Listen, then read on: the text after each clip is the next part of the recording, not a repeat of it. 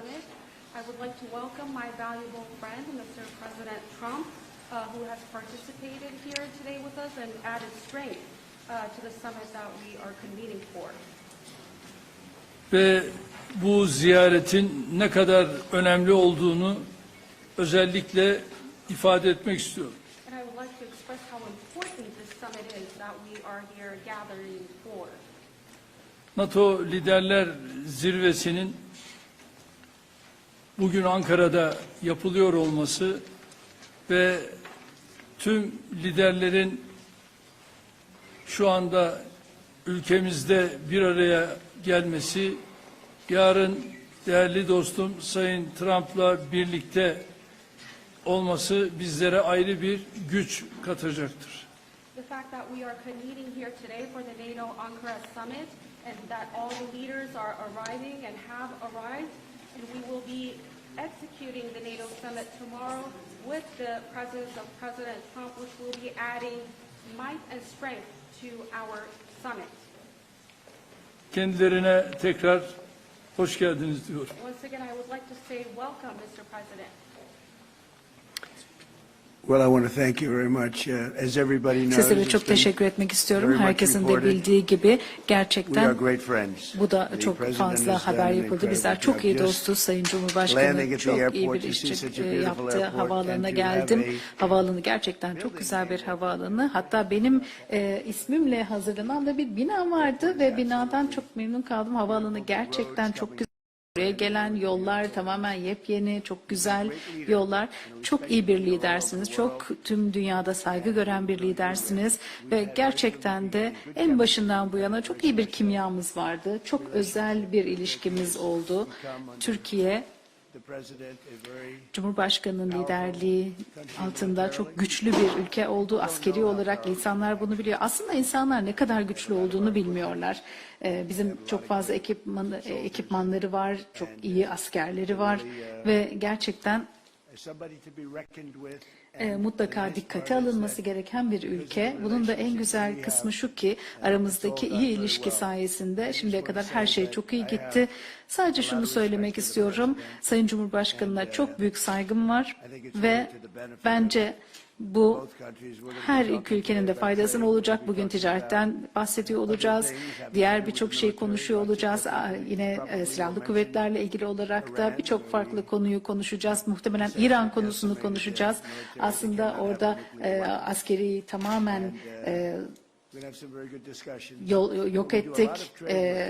Türk nükleerleri artık olmayacak ama Türkiye ile birçok güzel ilişkilerimiz var. Onlar harika şeyler yapıyorlar. Bizler de harika şeyler yapıyoruz. Ve her iki ülkemiz üzerinde de çok büyük bir etkisi oluyor. Sizlere sadece şunu söylemek isterim. Sizlerle olmak benim için büyük bir onur. Ve birçok güzel toplantı yapacağız. Çok güzel akşam yemekleri yiyeceğiz. Çok güzel yemekler yiyeceğiz. Çok güzel vakit geçireceğiz ama en önemlisi çok güzel işler yapacağız ve ülkelerimiz için çok iyi şeyler yapacağız. Sayın Cumhurbaşkanı çok teşekkürler. Son derece saygı duyduğum, yakın olduğum bir insansınız. Buradaki buluşmalarımızda, görüşmelerimizde 3 konudan bahsedeceğiz. Askeri, ticari ve bir de İran konusundan bahsedeceğiz. Gerçekten çok güçlüsünüz. Çok güçlü askeri ve silah sanayi açısından çok güçlü bir yerdesiniz şu anda. Dolayısıyla teşekkür ediyorum ve çok iyi bir vakit geçirdiğinize inanıyorum. Thank you. Thank you very much. Okay. What about the legal restrictions? Well, it's a decision we're going to make. F-35'lerle ilgili olarak Türkiye nezdinde bir karar verdiniz mi? Evet, bu almamız gereken bir karar. Tabii ki birçok kişiyi ilgilendiriyor. Bu odada bulunan kişileri de dahil etmek üzere. Neden olmasın ki Türkiye ile çok iyi bir ilişkimiz var ve Türkiye başka ülkelere oranla çok daha sadık bir ülke olarak ilişkilerini sürdürüyor bizimle. Bunu tabii ki değerlendiririz. Çok güzel bir plan ve hali hazırda şu aşamaya kadar yapılan en iyi planlardan bir tanesi ve kesinlikle bizim de mutlaka değerlendireceğimiz bir şey. Evet Daniel buyur.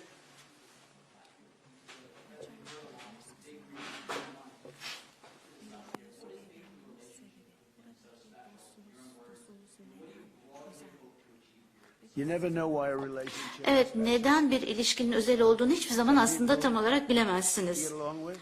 Bazı kişilerle çok iyi geçinirsiniz, bazılarıyla o kadar iyi geçinemezsiniz. Bazen en zorlu kişilerle, Sayın Cumhurbaşkanı gibi çok iyi geçirirsiniz ama bazen çok patetik kişilerle bile geçinemezsiniz. Onlara saygı duymanız mümkün olmaz.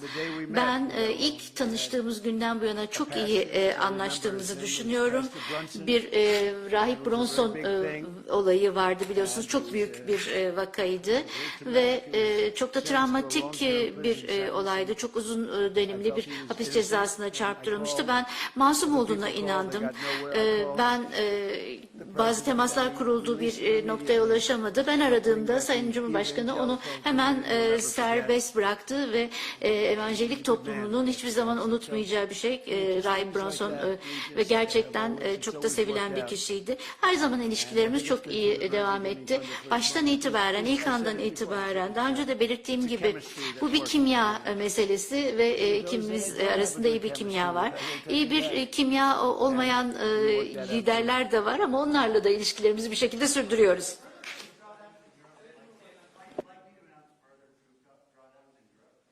Say it. Tekrar eder misiniz? Well, we're going to see. I was very disappointed Evet, with NATO beni aslında çok büyük hayal kırıklığına uğratmıştı ve aslında Türkiye'de olmasaydı zirve ki çok güçlü bir lider olan dostum olmasaydı çok güçlü bir kişilik bu durumda belki de katılmayabilirdim zirveye. Ama ben katılmam gerektiğini düşündüm çünkü gerçekten çok önemli bir lider olduğunu düşünüyorum. Türkiye'ye gelmek de çok önemli bir şey bizim için.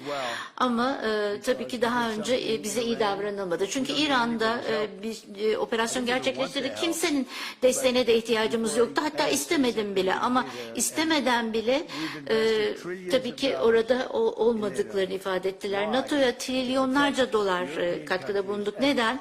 Avrupa ülkelerini korumak için ve başka diğer ülkelerde tabii Kanada dahil. Biz o ülkelerin halklarını koruduk ve daha önce Sovyetler Birliği olan şu anda Rusya olan ülkelere karşı bu ülkeleri koruduk. Ben de tamam sorun değil dedim ama şöyle düşünürdüm. Gerçekten bize destek olmak için çok istekli olurlar diye düşündüm. Ama öyle olmadılar. Birleşik Krallık açısından bakıldığında ki Başbakan ki hala görevde değil. Biz savaş bittikten sonra size yardımcı oluruz dedi. Ben dedim ki böyle bir desteğe ihtiyacımız yok. Hiçbir desteğe ihtiyacımız yok. Aslında biraz test ediyordum. Bizim yanımızda olup olmayacaklarını görmeye çalışıyordum. Çünkü biz onlara yardımcı olduk ama o mesela İtalya da bizi reddetti. Almanya bizi reddetti. Fransa reddetti. Ve sorun değil bu. Ama neden 100 milyarlarca dolar harcıyoruz ve ondan sonra onlar sıra bize geldiğinde bize destek vermiyorlar. Biz onlara her zaman destek vermişken. Türkiye ile Suriye arasında Türkiye'de efendim İran'daki savaşın sona erdirilmesi için oldukça çaba sarf ettiniz. Müzakere süreci devam ediyor ancak nihai bir anlaşma noktasına gelinmiş değil. Bundan sonraki süreçte Türkiye nasıl adım atacak İran ve ABD arasındaki müzakere sürecinin olumlu bir şekilde neticelenmesi için? Bu süreçte yine aynı şekilde bizler İran-Amerika ilişkilerini nasıl bir düzleme kavuştururuz? Onun gayreti içerisindeyiz. Elimizden geleni yapmak suretiyle dünya barışına bir adım atalım diye gerek şahsım, gerek arkadaşlarım hep birlikte çalışacağız. Ben sizlere 80 bine yakın insan hayatını kaybetti Gazze'de. Çok büyük bir yıkım var.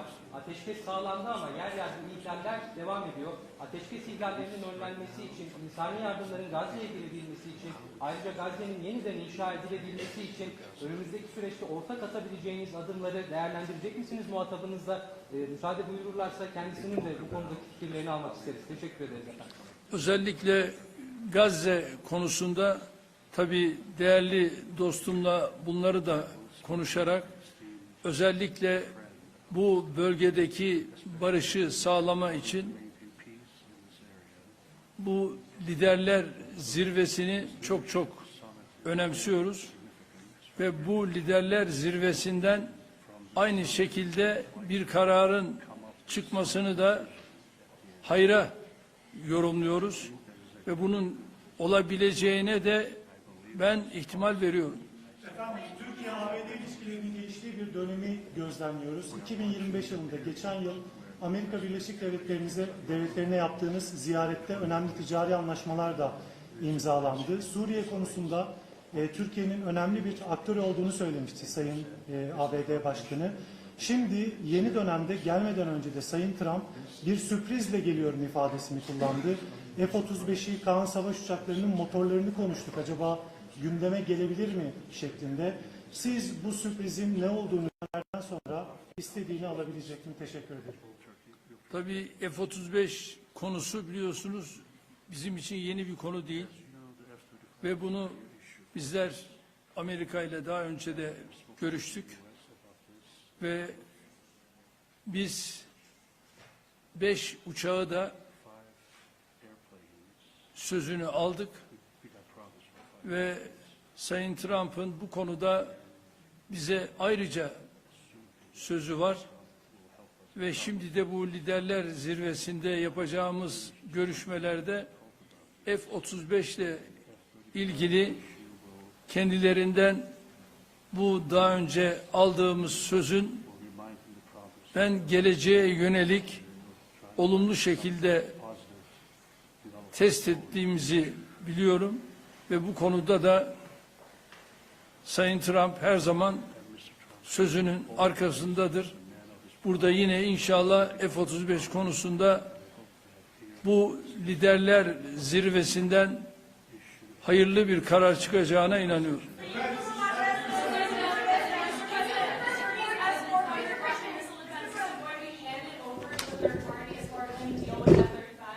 What does that mean?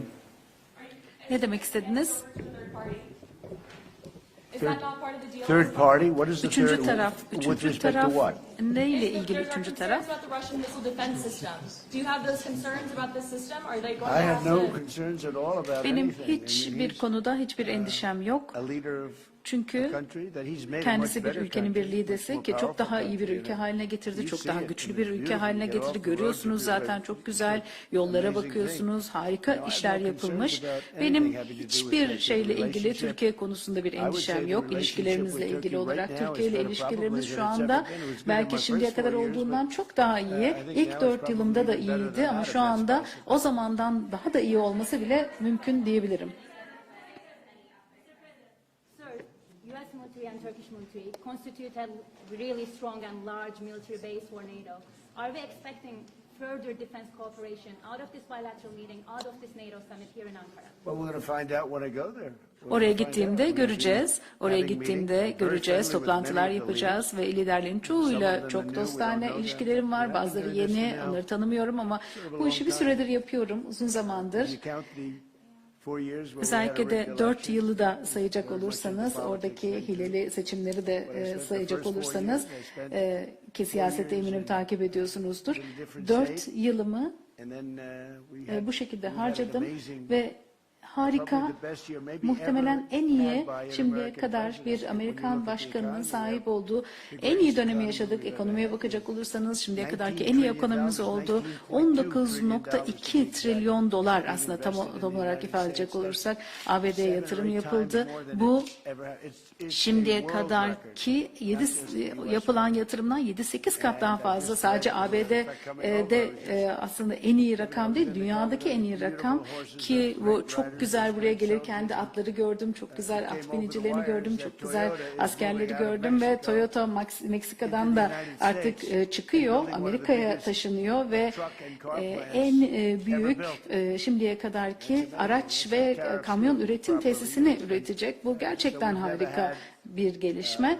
Şimdiye kadar hiç daha istisnai bir ekonomi veya potansiyel ekonomiye sahip olmadık. Şimdiye kadar hiç böyle bir ekonomi olmadı. Son yönetimde aslında sadece 1 trilyon civarında bir yatırım oldu.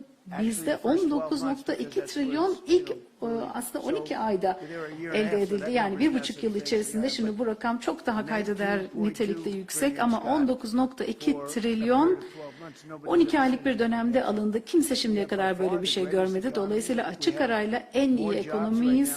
Şu anda Amerika'da şimdiye kadarkinden çok daha fazla istihdam yaratıldı ve ticaretle ilgili olarak ülkelerle harika ilişkilerimiz var. Türkiye'de bunlardan bir tanesi.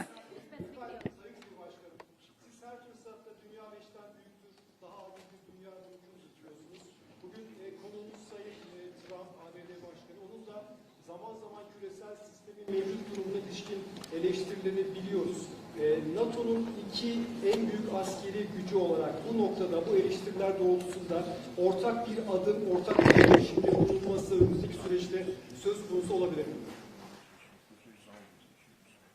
NATO'da iki önemli ülke olarak gerek Amerika gerekse Türkiye, bizler bu liderler zirvesinden de dayanışma içerisinde güçlü bir çıkışı sağlayacağız ve bunu da başaracağımıza inanıyorum. Sayın Cumhurbaşkanı 24 haberi Yağmur Yıldız, Rusya-Ukrayna savaşı konusunda savaşın başından bu yana ara buluculuk tesis ettiğiniz iki ülkenin Dışişleri Bakanlarını Antalya Diplomasi Forumu'nda bir araya getirdiniz. İstanbul'da çok önemli müzakereler yürüttünüz. Bu zirve kapsamında da Sayın Trump'ın Sayın Zelenski ile görüşeceğini biliyoruz. Nihai aşama olarak hangi noktadayız? Savaşın sonlanması konusundaki gidişata ilişkin değerlendirmeniz nedir? Teşekkürler. Antalya Diplomasi Forumu'nda Dışişleri Bakanlarımız bir araya geldiler. İstanbul müzakere sürecini de... Is that for me? Are you asking me or are you asking the president? Soruyu bana mı sordunuz yoksa Sayın Cumhurbaşkanı'na mı sordunuz? The president. Yes. Sayın Cumhurbaşkanı, buyurun.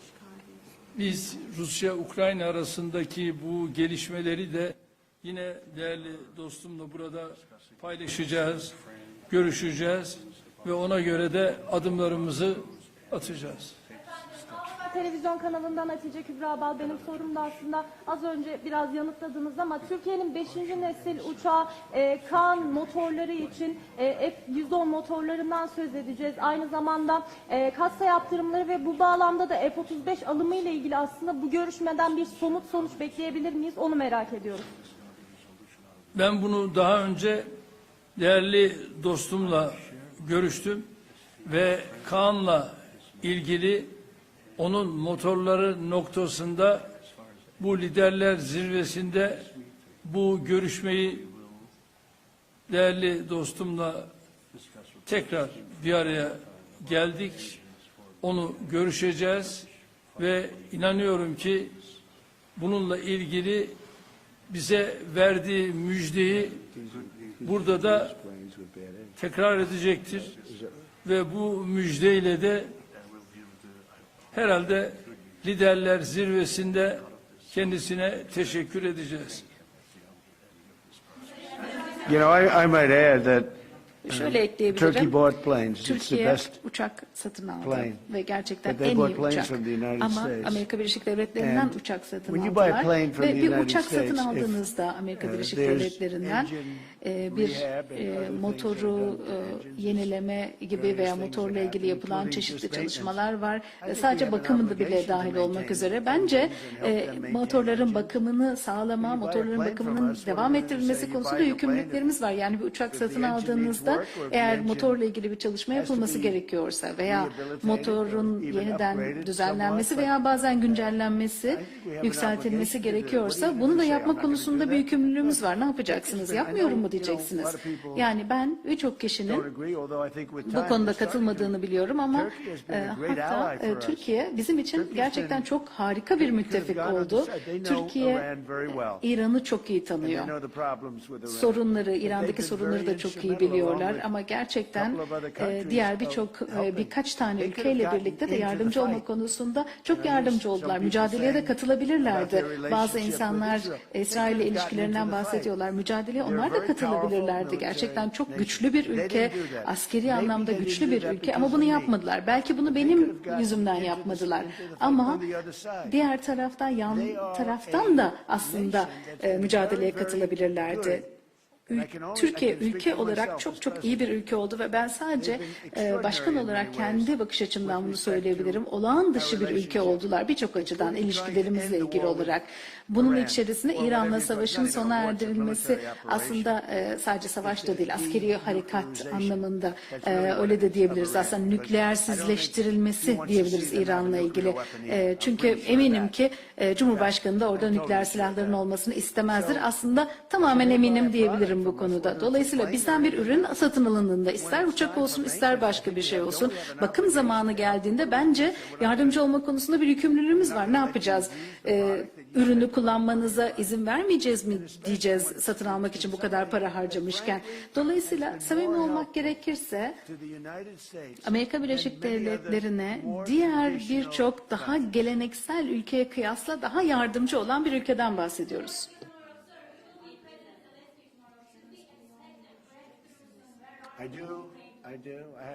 Evet, gerçekten Başkan Putin'le gerçekten iyi bir görüşme gerçekleştirdim. Kendisinin de Sayın Cumhurbaşkanı Erdoğan'a çok büyük saygısı var. Uzunca bir süre önce de tekrar görüşmüştük. Başkan Zelenski ile de görüştüm. Aslında bence anlaşmaya varmak istiyorlar. Bu kadar uzun sürmesi kötü oldu. Ama tabii ki bu anlamda 8. savaşı sonlandırdık. Sanırım 9.'yu sonlandıracağız. Zaman zaman savaş dediğiniz zaman belki de en beklemediğiniz zaman sona erebilir. Putin'le çok güzel bir görüşme yaptım. Ve yine aslında zaman zaman şöyle diyeyim.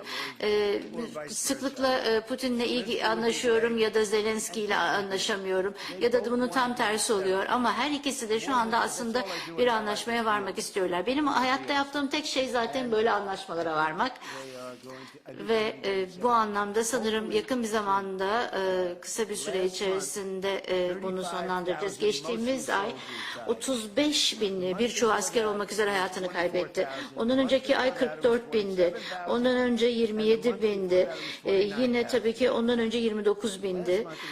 Geçtiğimiz ay ise 35 bin genç asker, çoğunluğu da asker olmak üzere kişi hayatını kaybetti ve bu çılgınca.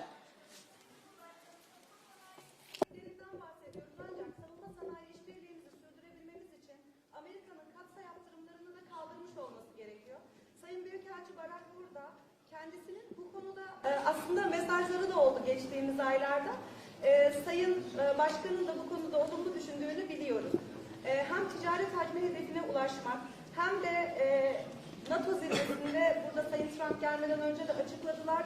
Aslında Türkiye'nin hatırıyla zirveye katıldığını da açıkladılar ama aynı zamanda kasa yaptırımlarının Türkiye'ye uygulanıyor olmasının bir tezat olduğu düşünülüyor. Bu noktada bu görüşmede artık somut bir netice alınabilir mi? Ayrıca siz bunu gündeme taşıyacaksınızdır. Muhtemelen Sayın Başkanım da bu konudaki düşünceleri de alabilirsem mutlu olurum. Teşekkür ediyorum. I can tell you we're going to be taking the sanctions off. Evet, şöyle söyleyeyim, evet, bu müeyyideler kaldırılacaklar. Zaman harcamak istemiyorum bu soruyu cevaplamak için. Zaten çok yakinen çalışıyoruz ve Marco Rubio ile çok ünlü bir kişi biliyorsunuz. Çok iyi bir Dışişleri Bakanı, Scott Bessent'la birlikte, Pete ve tüm meslektaşlarımla birlikte artık bu müeyyideleri kaldıracağız. Zamanı geldi. Evet, dostlarımıza bu tür yaptırımlar uygulamak istemiyoruz. Çok basit. Zaten yaptırım uygulanacak yeterince insan var.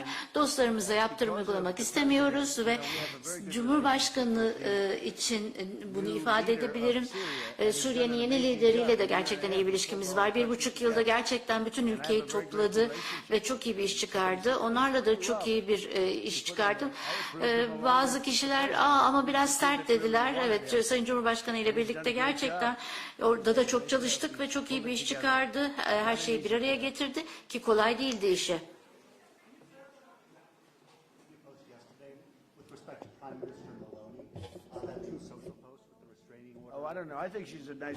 Evet, bence Sayın Meloni iyi bir kişi. Biraz ilişkimiz kötüleşti çünkü bize destek vermek istemedi. Ama yine de bu sürece katılmak istemedi. Boğazı'nda dahil olmak istemedi. Yani ya da sadece İran diyebiliriz. Bu İran konusuna girmek istemedi. Kendisiyle ilişkimizi biraz bu sıkıntıya soktu ama iyi bir kişi olduğunu düşünüyorum. Ama bence bir hata yaptı. Zaten biz oradan mesela petrol almıyoruz. Amerika Birleşik Devletleri dünyada herkesten daha fazla petrolü var. Buna Venezuela'da eklendiğinde dünyada çok petrol kaynağı olan bir ülkeyiz. Bizim buna ihtiyacımız yok. Onların aslında ihtiyacı var. Ama bizi orada desteklemedi, yanımızda olmadı ve tabii ki ben de bundan çok memnun olmadım, tahmin edersiniz.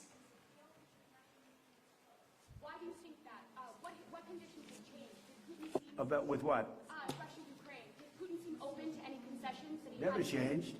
I just don't want to. Şimdi hiç insan öldürmelerini istemiyorum. Bu Amerika Birleşik Devletleri'ni de etkilemiyor. Biden buraya geldiğinde onlara yüz milyarlarca dolarlık ekipman verdi.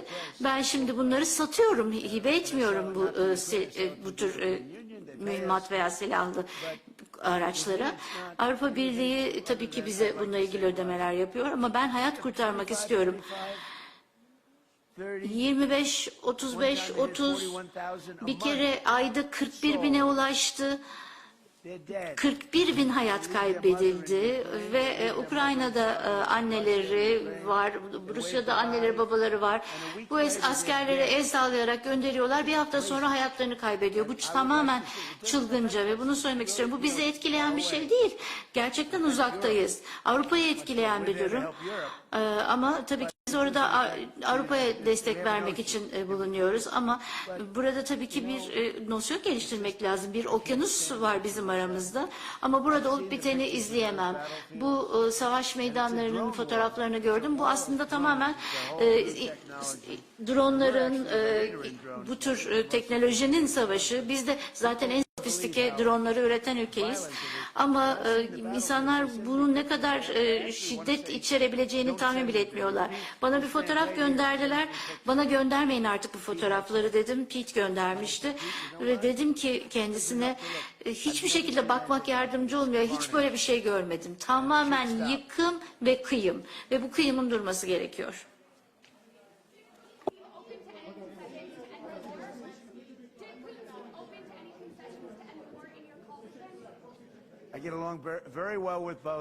Evet, her ikisiyle de çok iyi anlaşıyorum ve buna bir şekilde ulaşacağımıza inanıyorum ve Cumhurbaşkanı Erdoğan İran'da da olduğu gibi bize bu konuda da yardımcı oluyor, destek veriyor ve bu sorunu en kısa zamanda çözeceğiz.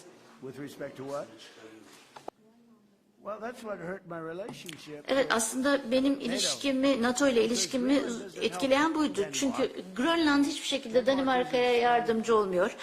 Danimarka, Grönland'a bir harcama bulunmuyor. Ama Amerika Birleşik Devletleri'nin önemli bir parçası ve Çin ve Rus gemileri etrafında dolaşıyor ve bu olabilecek olan tehditler de var. Evet, Grönland aslında burada benim aklımda olan bir şey. Mutlaka Danimarka değil, Amerika Birleşik Devletleri tarafından kontrol edilmesi lazım ve bütün harcamalarımız, Rusya'ya karşı yaptığımız yardımları düşündüğümüzde biz hiç para harcamak zorunda değiliz. Avrupa'dan bütün askerlerimizi de çekebiliriz. Çünkü Avrupa bildiğiniz gibi 20 yıl öncesine oranla çok farklı bir yer. Sadece farklı değil, çok çok farklı ve bu anlamda çok dikkatli olmaları gerekiyor. Göç ve enerji konularında. Eğer bu iki konuya dikkat etmezlerse artık Avrupa bile kalmayacak. Evet, çok teşekkürler hepinize bir kez daha. Değerli arkadaşlar,